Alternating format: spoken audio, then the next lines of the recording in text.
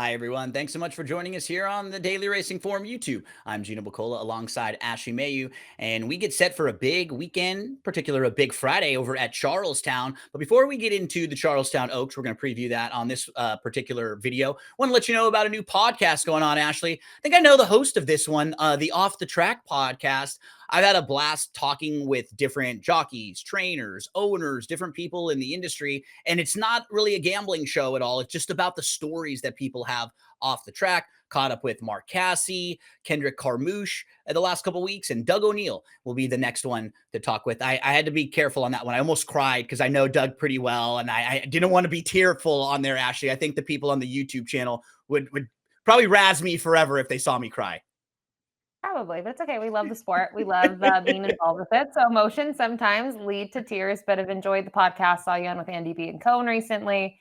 Glad that you're doing this. Yeah, they were the good tears too, not the kind of tears after like a losing pick. Those are generally the tears I have on this YouTube channel as we move over to the Charlestown Oaks.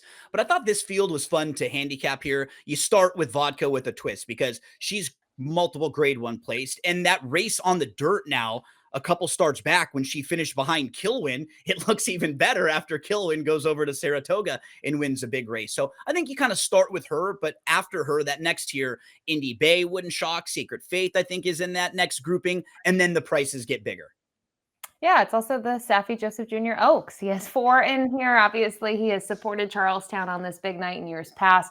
Typically in the Charlestown Classic with Skippy Longstocking, he's got a slew in that race as well. But you mentioned Indy Bay being one of his horses, even his others. I think you can go back to races and find them. And I think that's the key with so many fillies in here. It's maybe not their last out that you love. It's digging through their past performances and have to think if you are going to endorse Vodka with a twist, you're not looking at her turf effort, right? You're going back in her form. And well, you have to look a ways to find a win early in her career, right? Going back to May and June of 2024. She's just been in some really tough races since then.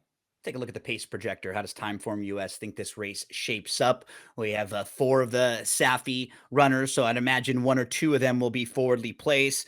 Andrea usually wants to be in the mix early. Indy Bay will hold that position. And then from the outside, you have Volleyball Princess, who's coming out of some 6 furlong sprint races and could be really close in here early on. Yeah, in my opinion, it's really tough to say who's going to get the lead. I think, Indy Bay drawn to the inside coming out of some quick races at Saratoga makes a lot of sense, but she hasn't been the pace setter in those races. So I think that's key as well. Maybe she's sitting just off whoever goes to the front.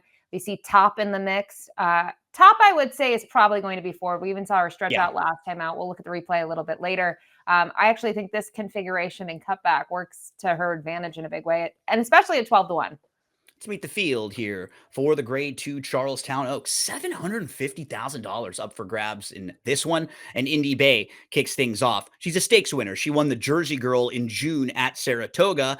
And most recently, she's third behind some really nice horses, Echo Sound and Beauty Reigns. We're watching her victory here.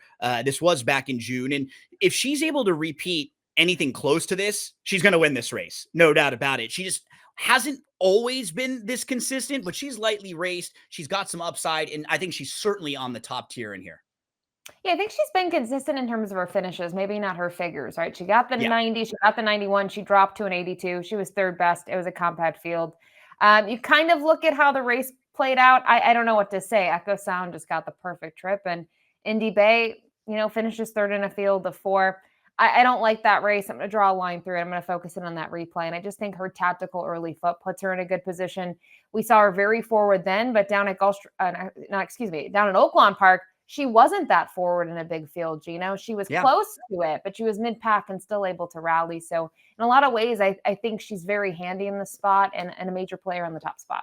Probably the shorter price of the Saffie Joseph runners in here too, the most logical winner of Saffie's. Not too late. It's a stakes winner on the dirt at Monmouth. If you toss the turf, the form overall looks better, but she's just won for the last 9 on the dirt. And in most of those spots, they're not even as tough as this one here. You see her win the Merrifield just 2 starts back. I thought she was a tricky read in here and felt like a cut below some of the top contenders. Yeah, I do think she's a tricky read in here in terms of her past performances. They've tried different tactics. They've tried to have her close from off of it. That hasn't worked. I think her better performances are when she's somewhat close to it. And then you mentioned, she's able to win 2 starts back.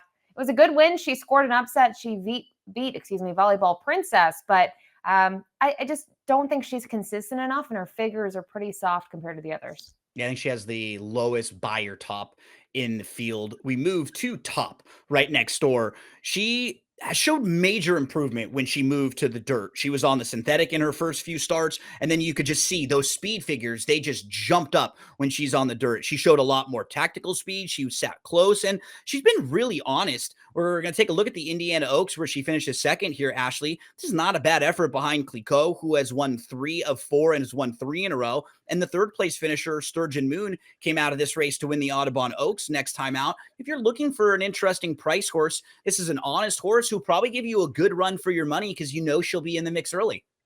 Yeah, and the question last time out was going to be the distance. She still ran well, but now thinking about Charlestown, little different when you look at her other races, with the exception of the one at Turfway Park going a mile. She's really only gone 2 turns once, but now she's going to go 2 turns. She's going to cut back in distance to 7 ace. I think she's very sneaky in here. I mentioned when we looked at the Timeform US pace projection at 12-1. I think she's a great play in here. I don't know if she's going to beat some of the other fillies in here based on their figures and their trips, but I think her trip could work out well. I always have fun with Andrea because I never know how to say her name, Ashley. I call her Andrea, who knows? She's a quick filly nonetheless. She's always towards the front end, and I think that's what we can expect from her too. She's in pretty nice form, but her races and her figures are going to need to improve a little bit to compete with some of her tougher stablemates who just feel like they're a little classier than her. Yeah, and that's kind of the interesting part about her is when you look at her now compared to who she was. That's kind of the flip story in some of Safi's horses, like Paradise City, who we'll get to in a moment. I think she sort of caught eyes earlier this year, and maybe Yep. she's not as strong in her last, but there's some upside.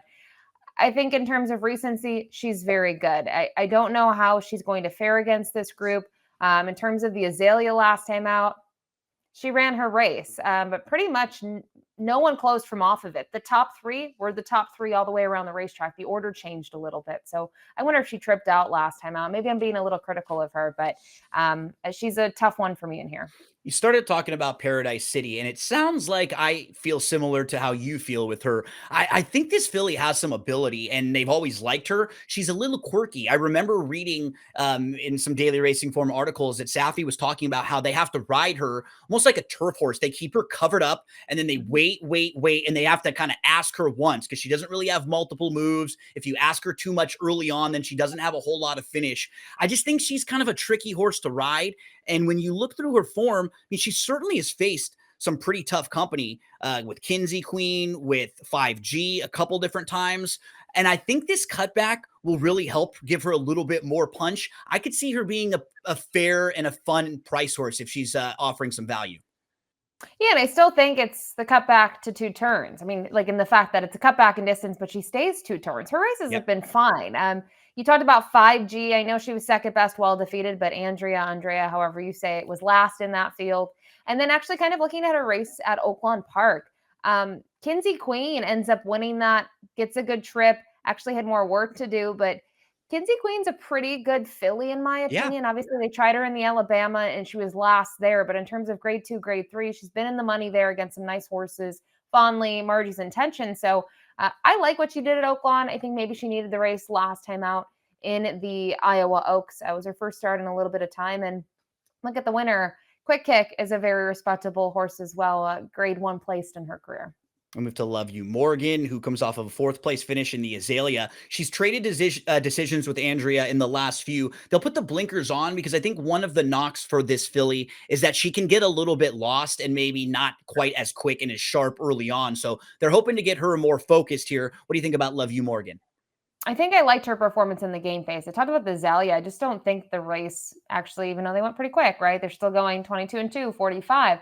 The race flow and how it panned out, the top 3 stayed in the top 3. So I don't think it worked out for her. She's now making her 3rd start off the layoff. You bring up the blinkers on. This is a move that works quite well for Safi. And I think the other part is Tyler Gaffleone's going to climb aboard. Little intriguing. Obviously, we know kind of the faces that ride for Safi. He gets on this one. I think there's some intrigue. We move to Vodka with the twist. She is multiple grade one place. They took a shot in the pea patch last time out on the turf, just put a line right through it. Didn't really work out. And she lost to a couple horses who have been sharp and sprinting on the turf. I think you and I previewed that race and you nailed me right on the wire with Maytown over pondering in that one. But Vodka with the twist 2 starts back was second in the Leslie's Lady behind Kilwin. And then Kilwin goes on to win the grade one test with a 96 buyer next time out. And that just franks the form. Vodka with the twist, you probably get a little concerned because we've seen now that she doesn't mind settling for seconds and thirds, but she feels like a real measuring stick for this field. She does. I think my one concern is the one race that pops out is the 94. And you mentioned she's the runner up to the eventual test winner, Kilwin. Great effort. Going 7/8, though, at the one turn sort of configuration at Churchill. Her other races, there's a lot of seconds and thirds, and I know they're against very good, talented fillies, but she's still getting well defeated in them. So Yeah. it's not that I don't think Vodka with a twist can win this. I think that'd be sort of ignorant to say that she can't. She certainly can, and she's a very talented filly. But what price do you take on her? I think she's going to be extremely short in here. And at that sort of, kind of thought process and the fact that she's training well, I still think there are other fillies that at their best, they can beat her. Completely agree. And I think one of them is right next door. Secret Faith. She's a really nice Louisiana bred. She has won 8 of her 10 races. She finished second in another one. And the only race in her entire career when she didn't really fire was going long. It was going a mile and a 16th. We can just put a line right through that. Here she is winning an easy race for her at Evangeline Downs. This is a nice little prep race just to shake some of the rust off. You can see Jockey just looking around back. How far in front is she? And when I go to some of the fillies that she faced earlier in her career, Ashley, there's a horse named Blue Fire that you see that she's traded decisions with. Blue Fire was second in the 8 bells with an 84 buyer speed figure. So if you're just worried that this is a Louisiana bred who hasn't really faced tougher open company, that's just not the truth. She's actually been competitive with the horse who went on and was very good in the 8 bells. So I think she's fast. She can sit off a little bit. I like 7 furlongs for her. I just think she's in a really good spot. I agree with you. You took kind of my Blue Fire thought process there when you mentioned, the runner up in the 8 bells. But I think there's 2 things. You look at the Fairgrounds race in the grade 2 Fairgrounds Oaks and you say, okay, she beat one horse. Let's not forget, she goes to the sidelines for quite some time. And then you factor in the race at Evangeline that we showed. I know she dominated. She was 1-9. She did what she should have. But talking about a different configuration, I think Charlestown really plays well to her, knowing the sort of quote unquote bull ring. It's not your traditional track, right? It's a smaller track. When you're thinking a distance like this, you're thinking 2 turns. She's really intriguing in here, and I think looking at her resume, I think we all can kind of back horses like this. This is a very talented filly who I respect them now getting against kind of the open fillies, not just staying in Louisiana. Then you have a really cool West Virginia bred named Zip Start, who has won 2 of her last 3, 3 of her last 4. All of her races in her career have been at Charlestown. So she's a local stakes winner, and they want to take a big shot with her against the big fillies and see where does she stack up against open company. This just makes sense to me. I don't think she's quite good enough or classy enough, but she's been sharp. She's a local horse. You get a big race like this to run for big money. Let's see if she can hit the board in here or make some noise. Yeah, you have to do it. And it's Jeff Runco. So if you follow the races at Charlestown, well, if you don't, just look at his win percentage and then go look at Charlestown percentage. So a big supporter there, kind of being his home base and how well he does. I agree. You have a chance to run in this. You're only a 3-year-old filly once. Go for it. And I agree. She's light on the figure side, but her performances, she does have, I guess, the home track advantage. She loves it there. And, maybe she doesn't win it. Could she get a minor piece in here? I don't think that's so far-fetched. Yeah. And we round things out with Volleyball Princess, who was 3rd in the grade 2. Beaumont was well beaten, and she really just hasn't progressed since that big victory in February when she wins by 10. She wins the Ruthless. That was her best effort, and we just haven't been able to get back to that. Yeah, and she's had some issues. You can kind of read through the run lines. All different sorts of things have happened to her. I don't think they're enough to make an excuse. And I do feel like she typically finds herself in that chasing position and she sort of just stays there or she fades a little bit. She really hasn't been able to close from off of it. You look at her performances, her debut is a little bit of a different story, but I would say now as a 3-year-old, the only race that she won was at Aqueduct in the Ruthless, and she just opened up on the field and crushed them and went to the front and set, in my opinion, very reasonable fractions. Don't forget to check out the races on Friday night at Charlestown. The Pink Ribbon is the 8th race. There's some big money up for grabs. The 9th race is the Robert Hilton. There's a couple horses from the Kentucky Derby that ran in that race, 500,000 up for grabs. And then you've got the Charlestown Classic that follows the Oaks. Let's move to selections. Ashley, how do you want to stack them up in the Charlestown Oaks? Yeah, I already mentioned it. I'm going to go against Vodka with a twist just because of the price factor. If she wins it, she wins it. Let her beat me. Obviously, she has a good resume, but I want to see more wins, right? And I think when you look at Indy Bay, last time out, I said that I'm willing to forgive the performance. I'm going to the races 2 and 3 back, that being Oaklawn and Saratoga. We watched the replay. I just think she might trip out in here.